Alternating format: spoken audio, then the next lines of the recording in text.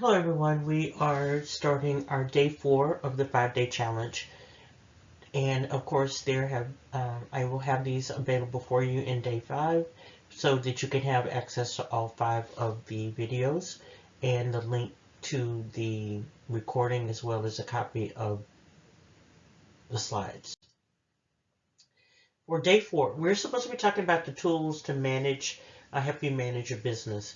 We'll cover the vendor management or an applicant tracking system, a customer relationship manager or CRM, as most people call it, standard operating procedures, a timekeeping, websites, social media, bookkeeping, and then kind of go over some things that will help you to ensure that you're doing at least one thing to help you to grow your business each day and to grow this as your new business or portion of your business. Vendor management. Vendor management tools or applicant tracking tools, they are designed to help you manage the people, your customers, your job orders. All of these flow into a system where you can keep track of all this information. If you only can use Excel or Word document, OneNote, I'm not going to say that those are not efficient, but there are some tools that are available either at a free version or very low cost to help you make sense of all the information that you're bringing in, and so that you don't lose customers or clients like we were talking about previously, where your teams or your customer may just get tired because of the lack of management or organization that you can bring. So what are some of these systems that can help you manage the people, the processes, as far as your contracts go? That would be, one company is called Blue Sky. They are a client portal as well as a staff portal. It will keep your contracts, your contacts, your resumes, and it'll help you match the people to the job orders that you have open. And so it's a very good system. Of course, it is one that costs, and it varies depending on which one of the portals you want to add. There's another one called Tracker. It also is a full service vendor management system. Cost varies again. ShiftWise is full service, but it is a specific product of AMN, American Medical Network, that they do have a free version where they are giving you access to that system, or you can enroll in it. But until you pay like some of the subscription fees, you get limited access to everything that's available. And then there's another one called Fieldglass. Again, it's full service. The price varies in what you're able to access. And when I'm saying what you're able to access, you may be only able to upload your team and see what your team is doing, but you may not be able to invite others to participate, like a client, so that they can send you orders without paying for that. Another program that we like to use is called Fresh Teams. And Fresh Team is one that has a free version that you can keep up to 50 people without a cost. But if you do more than that, it does have a limited cost. It goes up to like $5 per person per month. But you do have a lot of features. You can track their resumes. It will match people that are in your database to open job that you have available, so that you can kind of cut down on some of that screening. Your clients can send you job orders that they want you to fill, and then you can send them directly the resumes as well. You can do your signing and your contracting and job offers. All of that is some of the features that are available in Fresh Team, as well as some of these other full service vendor management tools. So just think about those. Some other programs that you may want to utilize is also a customer relationship management system. Most people have used Outlook for a long time, but there are several of the CRMs that will help you. They help you with your marketing, your sales process, managing and building relationships, as well as administrative activities. You can also combine some of these together, where you can use a CRM and vendor management in that process, but it does take work to get it together. But again, like we've been saying, if you just take the time to get things set up right, even if it is just 5, 15, 30 minutes to an hour per day that you're working on these processes, you will be able to get further along than you think, so that these tools will help you down the road. It's one thing if you're kind of small and you're able to manage things a little bit differently and you can manage a lot, but once you start to grow, you won't have time to go back and build these systems. One of the other reasons I like to talk about starting when you have very limited information is because then you don't have to transfer or see that the system that you're using doesn't fit your model once you continue to move forward. So think about that as well, that start small when you are small and get a system that can grow with you, and you can be able to add on additional features and portals as you need to. Some of the best ones I've found so far, especially in CRMs, is HubSpot. There's one called Fresh Sales, and Fresh Sales is also a partner to the one that I was mentioning to you called Fresh Teams. I got Zoo on here, but it should be Zoho. Pipedrive is one, as well as Salesforce Solutions. HubSpot, I think, is a very good program to start out with. So is Zoho. They have free versions as well as Fresh Sales. However, they do have a limited access. And of the three that have a free version, I would say that HubSpot is probably the most impactful, in that they give you a lot of information. They give you a lot of support to get you started out on the program, as well as a lot of tips and tools on how to utilize it and make your managing your customers almost automatic with email templates and response times that you can build into the system. The other thing is, like with anything, most of these do cost. They run from free, as I said, up to about $45 per month per person. Pick the one that works for you. And the one thing about a CRM, you need to use it so that it is something that you use every day, like all these tools. To have them and not utilize them waste your time as well as everybody else's time. And if you're going to take the time to invest in a program, make sure you use it. So what I recommend is doing the free version. Most of them will give you 2 weeks or 30 days for you to try it out. Try it out. You don't have to put all of your information in it, but put dummy information in to see that you can work through each one of the sections of the program and whether or not it'll be beneficial to you, or it can be customized to fit your business need. But take advantage of that. Get your team to take advantage of it, 1 or 2 people, get them to play around with it as well, so that because if you're not going to be doing all the work, and they are the ones that need to be supporting it and utilizing that program to see whether or not it'll be beneficial to them. And then come back and decide, because again, the companies, they would prefer that you try it and make sure that it's going to benefit you than to say no and you don't purchase, or to purchase and don't use and then you become a one-time customer. Most of these are on, of course, reoccurring bases, and so you're going to spend, whatever you pay out for that first month or 2, or even for a year, and then not to have you as a repeat customer. It doesn't do them any good. They've got to go back and build it up, or try to figure out where they could have done, what more could they have done in order to keep you engaged with their product. So the same way we do our customers, right? Same thing. My next one would be standard operating procedures. And this probably should have been the first slide, because without operating procedures or some type of instructions and guidelines for how to run your business, it can be impactful. Why do you need SOPs? SOPs save you time. They help ensure your quality is consistent and you can measure it. It gives you and your team accountability, and it also promotes safety.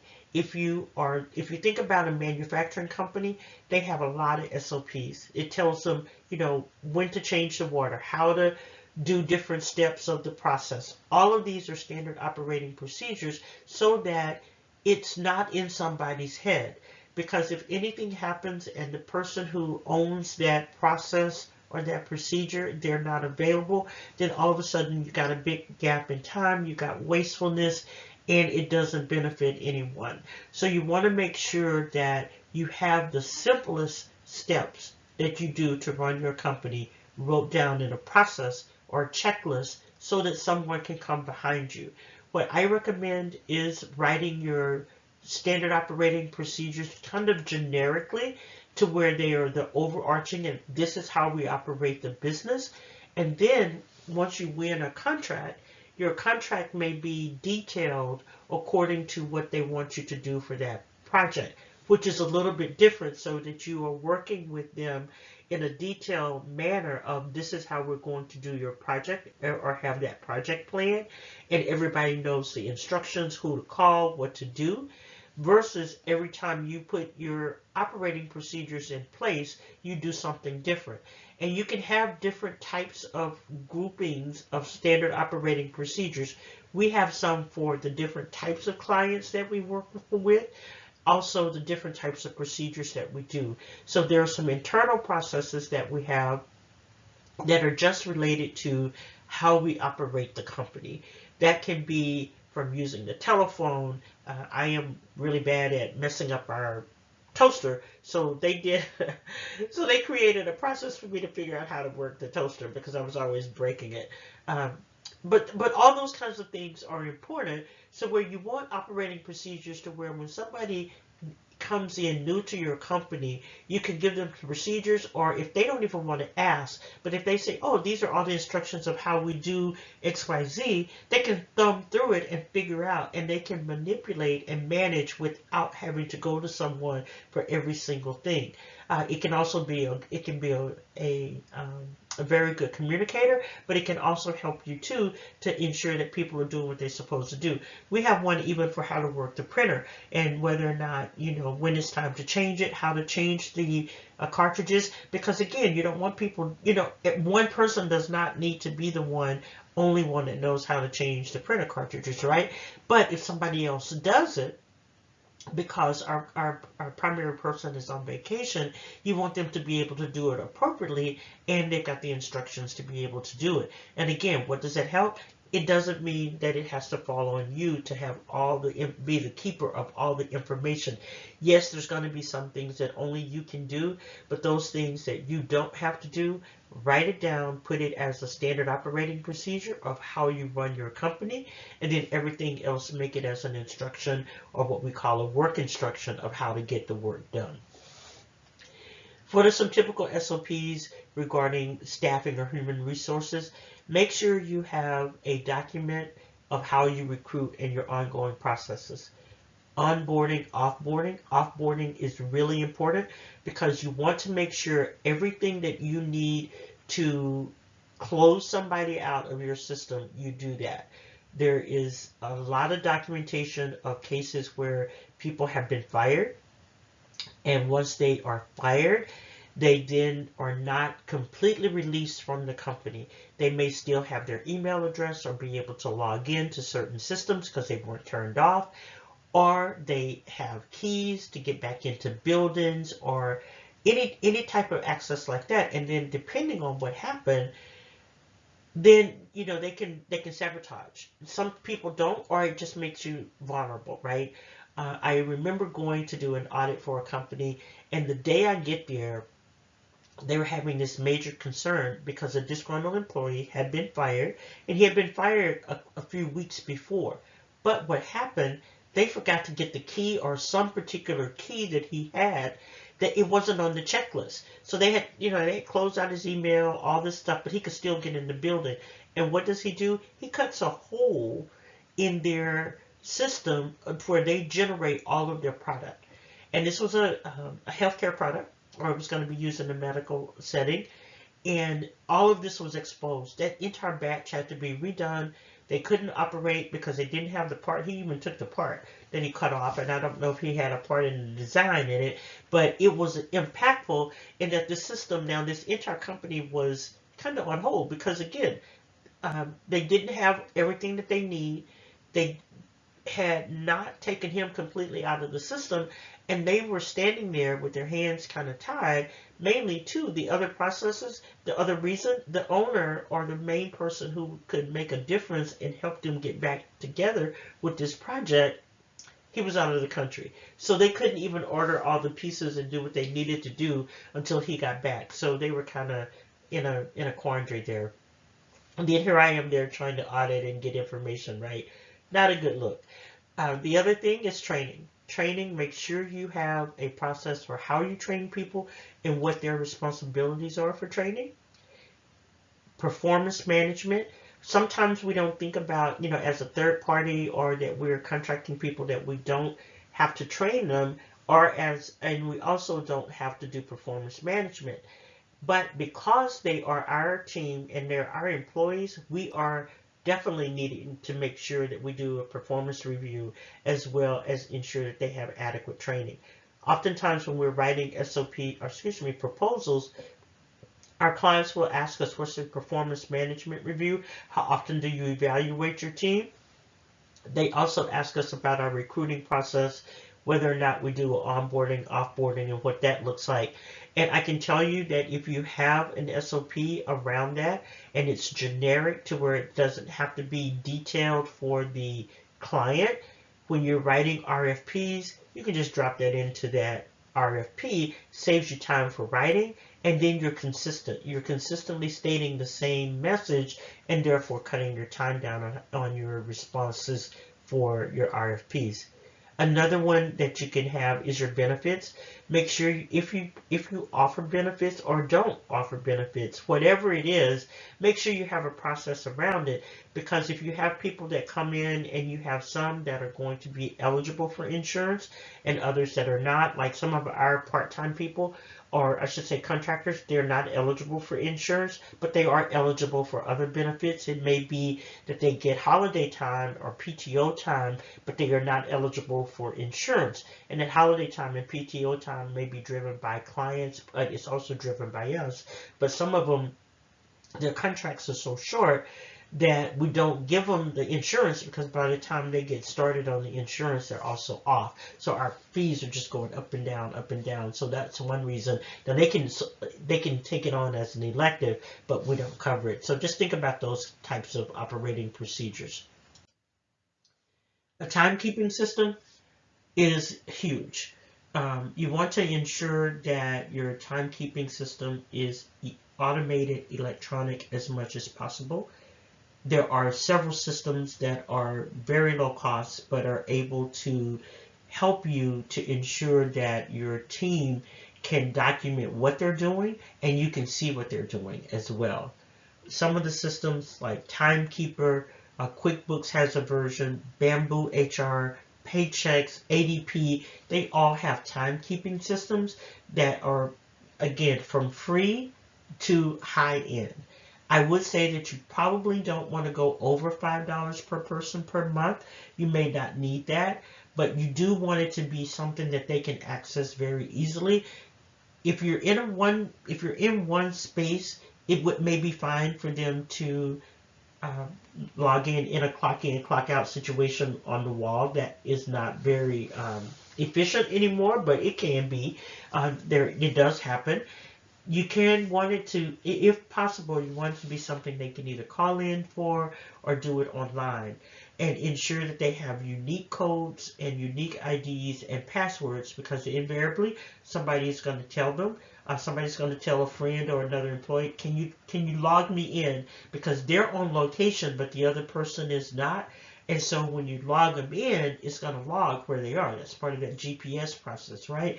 But you want to make sure that the person that's calling in or the person that is logging them in is actually that person. So make sure you give them unique passwords, and you can still see, because then again, we've had people to log in for someone else, excuse me, and we were able to track that because through the IP address. And it just, takes a lot of I'm just going to say electronic timelines and the electronic systems help you, because again, most people are going to be on the up and up, but it only takes one or two that can deter and cause your entire system to have to change because they're not trying to play by the rules.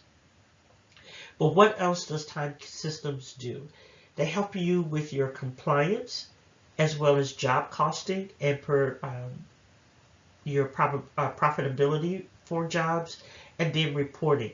There is nothing like having to go back and report per job what people were doing, the number of tasks they were doing, and you don't have that identified in your time system. So and even though people are working on one particular, they may be assigned to one project, but if they're working for one client but multiple projects, you want to make sure you have a way to distinguish that. Or if they're doing multiple tasks and you want to be able to ensure that the task that they're doing is profitable, or to capture that. We have this thing called, I'm just going to say, it may be project management, or travel. You want to make sure that all of that, even though you may get one price, you can separate out how much time are they spending doing project management, how much time are they doing training for you or for the client. What are they doing when it comes to reaching out to other areas that you need them to do, their training processes. There's a lot of ways in which you can separate that information out to help you track what's going on in the business, or getting reports so you can keep it separate. I know we track travel, not to the point of they left point A to point B, but we track it in relation to projects, because sometimes if we just do it all into one project, then we don't realize how much travel the team is doing, to where if we've got somebody stuck in an airport for 14 hours, or it takes someone from Dallas 8 hours to get to Seattle, and then we've got somebody in California that's twiddling their thumbs, it makes more sense for us to send the person from California versus the person from Texas. Those are the kinds of things. I mean, it may not be that simple, but there are a lot of processes and evaluations you can make just looking at the numbers. You can also use the GPS tracking. What that does is it tells you where your employee is. Sometimes, excuse me, kind of like in your car, you need to know where they are. I mean, they'll tell you that they're in Dallas and they've already made it to the client and they were there for 4 hours. But sometimes they have not left their house or they're stuck in traffic or whatever. So sometimes it can be a safety process, but it also gives you that latitude of tracking where they are, and that you are paying them for what they say they're going to do, or that the client is being serviced the way they're supposed to be. The other thing that you may want to be looking at also is screen time monitoring. There are some instances where if you're demanding that they be on camera for 8 hours a day, that may not be a good thing to do. But if you're just trying to capture that they are working on a client's project when they say they are, then you can do that as well. Because these types of things, number one, it helps you to ensure that your clients, your employees do what they said they're going to do, but it also gives the client the information that they need as well to say, yes, they worked on my project, or they give them that comfort also. So just think about those kinds of things. What are some other tools? Another tool is your website. I did not see my website as a tool at first. I thought it was just, something that we needed to have, that we needed to keep it current so that people could go to it and see that we existed, those kinds of things. That was kind of the way I looked at it. I didn't look at it as a marketing tool or a tool for people to be able to send me information, access information about us, and really be very interactive in generating new customers, new employees. I just didn't look at it in that direction, mainly because I always said, we do business B2B. We don't make a sale from our website. And I was looking at it, how we go to Amazon or anywhere else, I can make a purchase from that website. And I kept going, nobody's going to buy my services when they look at my website. They're not going to put something in the basket and pay for it.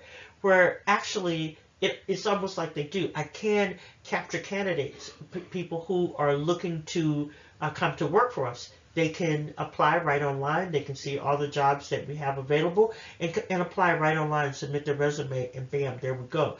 It just them, going through my website, and it goes into my ATS automatically. For marketing, like I said, I wasn't looking at it from that standpoint, so I did not have it very user-friendly to where people could find our information easily, or what we're talking about, any white papers. All of that makes a difference in your marketing and branding.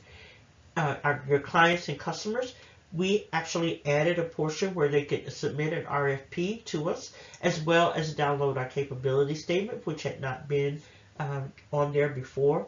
And then there's also a way to where you can have it be more of a communication site if you do an intranet or an intranet website, so that your team, especially if you have a large team or teams that are remote, they can see what's going on with the company. You can update one time and then relieve a lot of the back and forth with email. You can let people know about different events, what you've been doing. It can be like a social page, but just internally.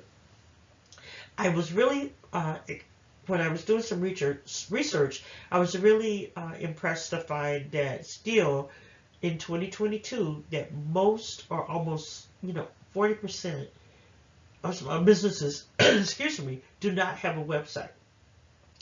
And a website can be very core to the business. As I was learning, I think we just have to help people to see that. And when you're doing the website, if you already have one or thinking about it, pay for the domain name.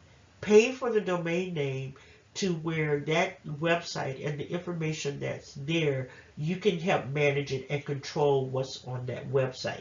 Even though you may not be the builder, you want to stay in control of your website.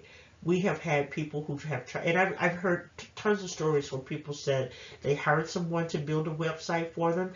They allowed them to put it on their platform, and then those people, they couldn't get access to their information. They took it down, and all of their information was gone. Another area where you want to ensure, because I've had people tell me, oh, I don't need a website. I use Facebook or Instagram or whatever as my contact page. But again, you don't own that page. So if they block you out of Facebook like they've done me before, then you don't have access and your clients don't have access to your information. So you want to make sure that you own the domain name and that it is, you can control what's going on and you can upload the information. Even if you have somebody else working on it, make sure you maintain that administrative right to your page. Just a thought. Some other areas where you want to be thinking, one is social media pages for your company. Those are key as well, because what the company does when you have a company page like out on LinkedIn or Meta, I keep saying Facebook, and now they're Meta, but if you have a company page, then people begin to recognize your brand and your message is coming through in your brand. So you can update it, and even though all these social media things, all of us are not as adept, we don't have the money or the time to just spend a lot of time doing Facebook or LinkedIn day in, day out. But you can update it. If you set aside the time, I'm going to update Facebook on Monday, and it can be a simple post, but just have a regular rhythm. I'm going to do LinkedIn on Tuesday, or I'm going to update the website once a month.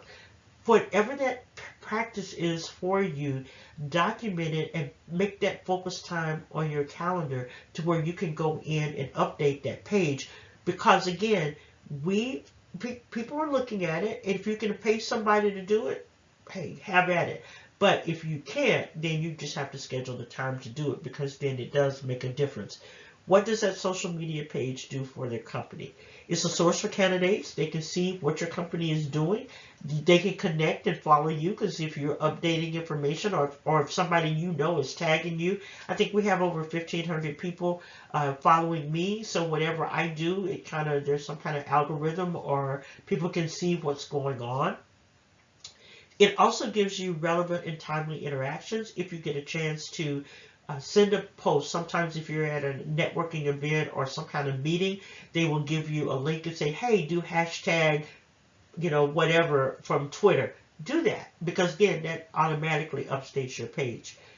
An adjunct to your website, again, your social media pages should not be your substitute for your web page, but they can be an adjunct, being that you can put your Twitter handle, your LinkedIn page, and your Meta page, all of that directly into your website so that people can connect the two.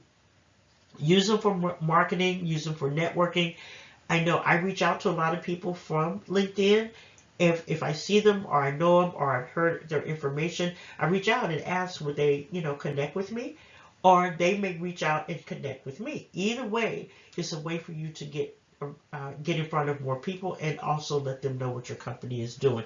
And like I said, it doesn't have to be an hour a day. You just set the timing. It may be that you're only going to do it for 15 minutes once a week.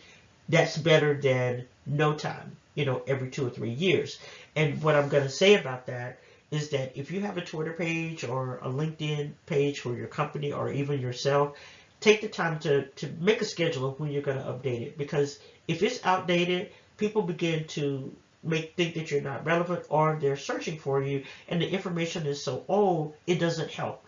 And so if you've got a Twitter page and you hadn't put anything on Twitter since 2019, don't use it. Just take the page down. Or if you don't update your LinkedIn page at least once every quarter, then just take it down.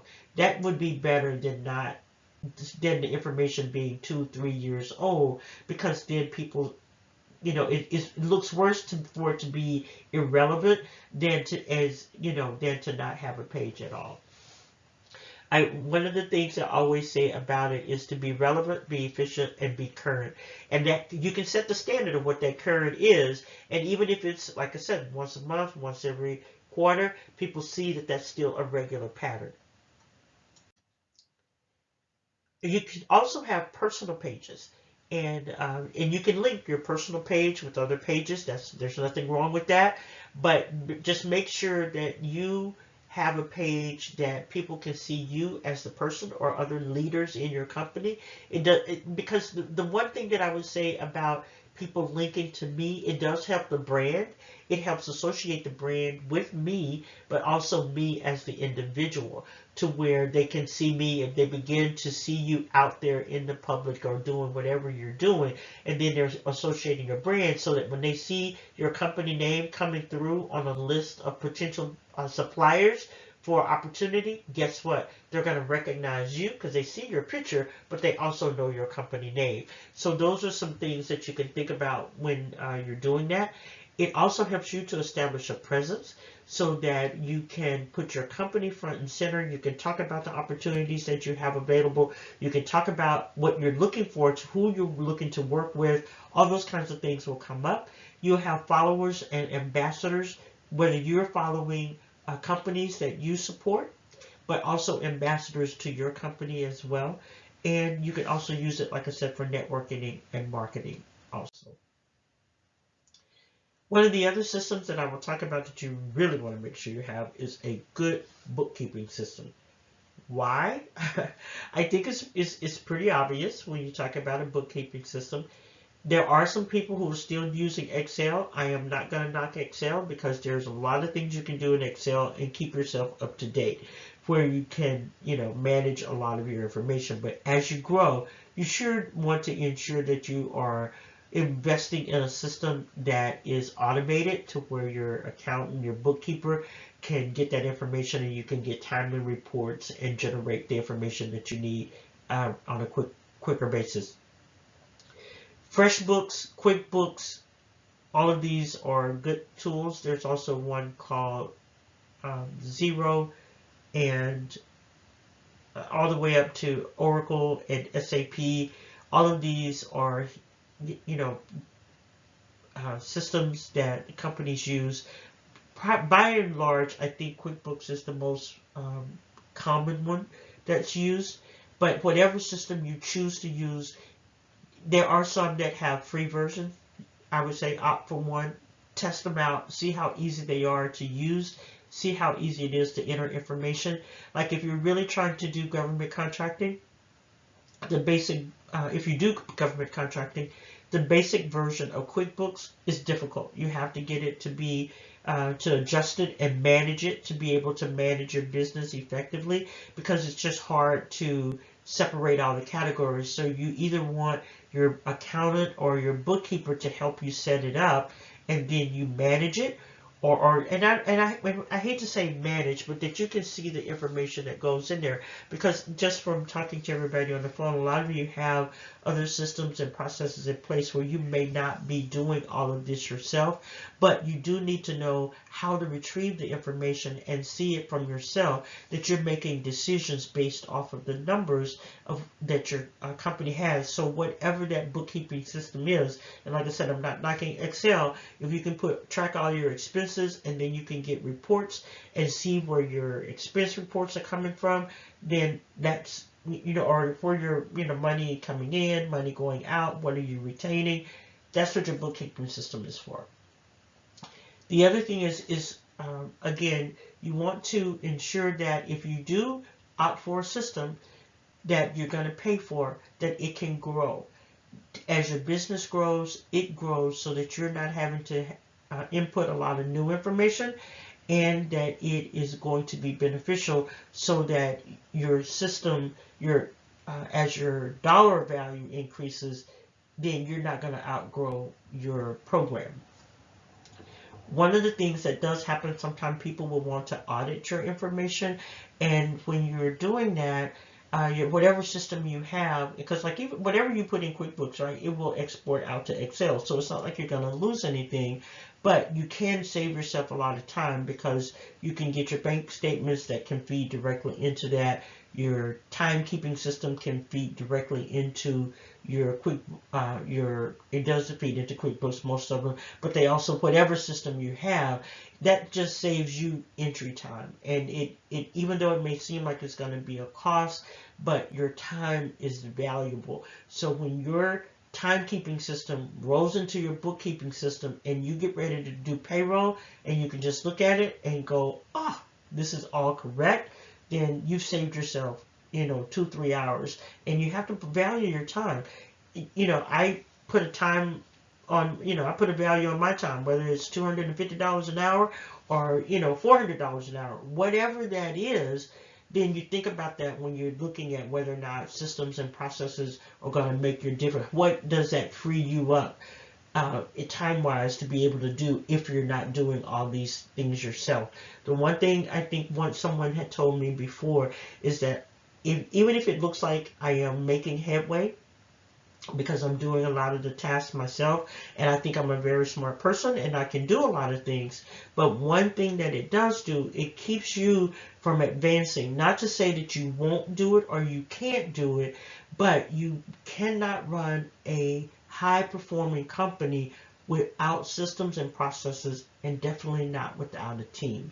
So even if you're a one-man show, you got to have all the systems and processes in place, even more so that you can be freed up to do other things and that you don't get burnout, so that you can continue to have fresh ideas and things move smoothly for you so your business can continue to grow.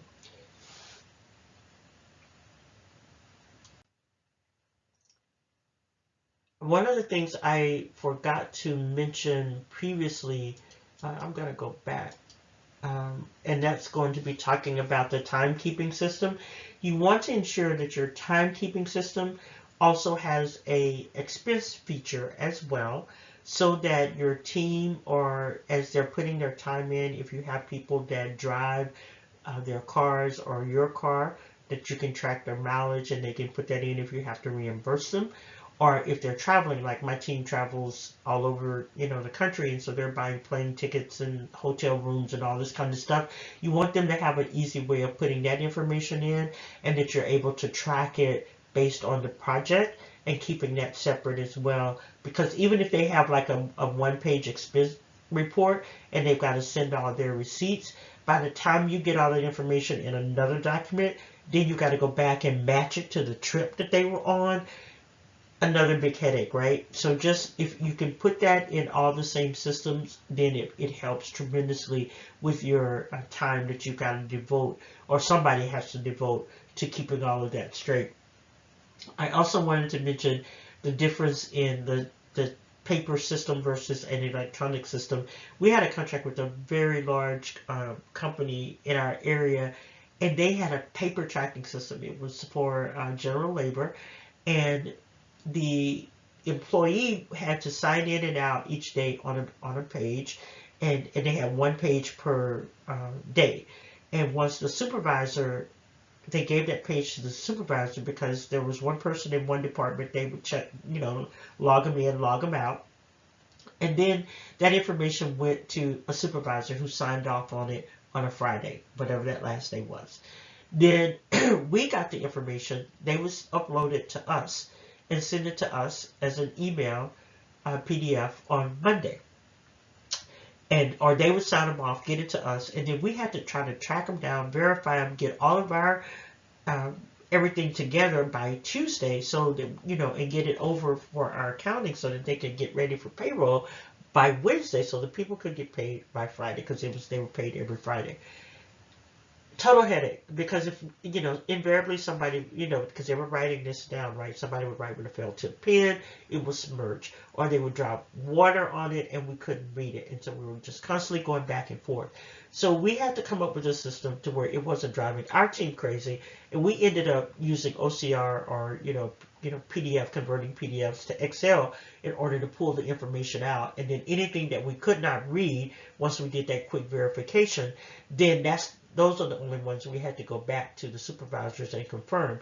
But for the most part, that worked well. And then we could upload that to our timekeeping system, which saved us a ton of time versus this manual process. So even if your client does say they want to do a manual process or something different, then, work through your way of how you can, be a solution to them. Because they didn't change. They continue to use paper and probably are still using paper today.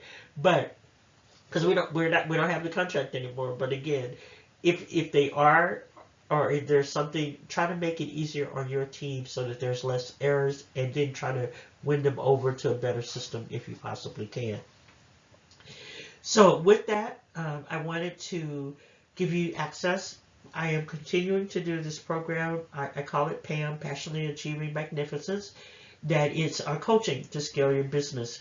We don't have anything in particular that we have to cover in this program if you do the one-on-one coaching, but it is something that I wanted to offer to people to where we can coach just in general, or if you want to coach on medical staffing, we can do that on a one-on-one session, or if you want to go deeper as a group, I'm open to that as well. And so this is the link in order to access those programs. If you do the group coaching, initially we were talking about trying to do that between Thanksgiving and Christmas, but a lot of people, because of their timelines, and they're on this call, excuse me, they would like to do it at the first of the year. I'm open to that as well. Or if you would like to do the one-to-one, and that's 1 hour sessions, 4 of them, and then we would go through that process. You can sign up to do that. But otherwise, I'm just going to say, continue to reach out to me. I'm open for questions so that we can continue this process, because there's just so much that we can cover, and I'd like to cover, but it's, this is just an intro to that portion, but it will be very beneficial to you. And then I would like for you to think about some strategic actions. Do one thing today. One thing. Write it down. Identify what you want to do. If it is increasing your medical staffing business, put down some steps that you need to do from all of these presentations that we've had, and make yourself accountable to you. The other one is you just may want to scale your company. It may not necessarily be related to your staffing, but just whatever current business you have.